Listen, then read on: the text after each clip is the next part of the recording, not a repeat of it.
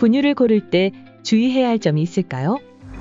분유는 크게 우리나라 국내 법상 두 가지로 구분을 하고 있습니다. 하나는 조제유, 하나는 조제 시기가 됩니다.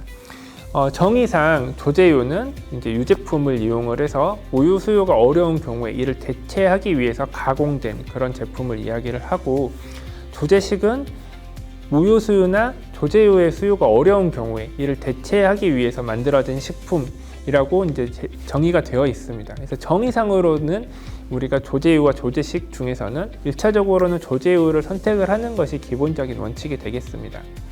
이 두 가지는 기본적으로는 조제유는 이제 유당의 성분이 60% 이상, 그리고 조제식은 그 유당의 성분이 60%가 안 되는 그런 차이가 있겠고, 조제유 같은 경우에는 기본적인 원료가 유제품, 조제식의 경우에는 이제 유제품을 사용하는 경우들도 있지만은 대두단백 같은 다른 이제 음식의 단백질을 사용을 해서 이제 만들어지는 그런 차이가 있다라고 이야기를 할 수 있습니다. 기본적으로 신생아 시기에 또 영유아 시기에는 유당의 그런 소비량이 많고 중요하다 이렇게 이야기를 하고 있기 때문에 특별한 이제 질환이 있거나 문제가 있는 경우가 아니라면 조제유를 선택을 하는 것을 권장을 드리고 있습니다. 다만 WHO에서는 모유 수요의 확산을 위해서 분유 수요 광고의 금지를 권유를 하고 있고, 우리나라도 이것을 따라서 분유 수요의 광고를 금지를 하고 있습니다. 문제는 조제유는 이 법령에 이제 해당이 돼서 그 광고가 금지가 되어 있는데, 조제식은 여기에서 벗어나 있기 때문에 광고가 가능합니다. 그래서 여러분이 일상에서 접하는 대부분의 분유 광고는 조제식의 광고가 되게 됩니다. 그래서 특히나 생후 1단계, 2단계 정도 되는 6개월 미만에서 사용을 하는 분유의 경우에는 보통 조제유를 권유를 많이 드리게 되는데, 이 경우에도 일부의 분유회사에서 나오는 조제식이 해당되는 경우가 있기 때문에 분유를 고르실 때 이 여부를 확인을 하시고 고르는 것이 도움이 될 거라고 생각이 됩니다. 최근 이제 수입 분유들을 사용하시는 경우들이 증가를 하고 있다는 뉴스가 나오고 있습니다. 수입 분유들을 사용하는 이제 여러 가지 이유들이 있겠지만, 아까 말씀드린 그런 법령에 의거해서 국내 분유 회사들은 조제유의 광고를 하지 못하고 있는 반면에 수입 분유들은 실제로 광고가 조금 이루어졌던 것이 사실입니다. 그렇기 때문에 어쩌면 여러 가지 산모분들이 갖고 있는 해외 분유에 대한 그런 장점들은 그런 광고에 기인한 것이라고 우리가 이야기를 해볼 수 있겠습니다. 문제는 이 장점들이 실제 맞는 것인가, 그리고 이제 이것들을 광고를 하는 것이 합리적인가에 대한 그런 것들이 되겠고, 실제로 이 부분에 대해서 식약처가 제재를 가한 사실이 수차례 있습니다.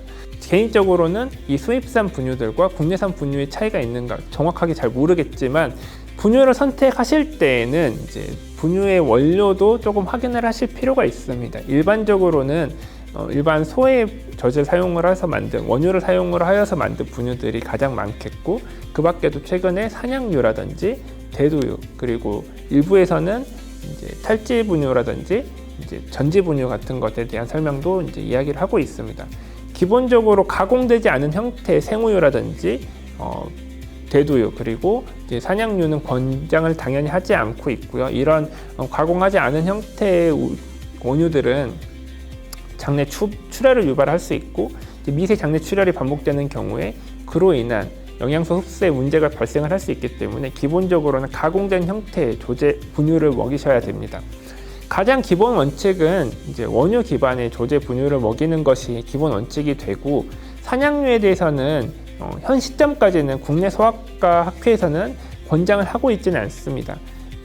과거에 영국에서는 이 산양유가 금지되었던 적도 있었고, 최근까지 미국 소아과 협회에서도 권유를 하고 있지는 않았는데, 다만 2024년 올해부터 미국 소아과 협회에서도 이제 산양유 기반의 그 분유를 이제 승인하기 시작을 했기 때문에 앞으로 어떻게 바뀔지는 조금 더 시간을 두고 봐야 된다, 이렇게 이야기를 할 수 있겠습니다. 다만 미국 소아과 학회에서도 이 분유의 선택 기준을 이야기를 할 때 모유를 대체할 수 있는 대체제로서 원유 기반의 분유, 산양유 기반의 분유, 그리고 대두유 기반의 분유를 선택을 할 수 있다, 이렇게 이야기를 하고 있지, 어떤 것이 더 우월하다 이런 이야기를 하고 있지는 않습니다. 그렇기 때문에 선택을 하실 때 어떤 분유가 더 장점이 있다 이런 부분에 대해서 이야기를 하는 건 좀 어려울 거라고 생각이 됩니다. 이제 대두단백 분유 같은 경우에는 특수 목적으로 사용을 하시는 경우에 선택을 하여 볼 수 있습니다.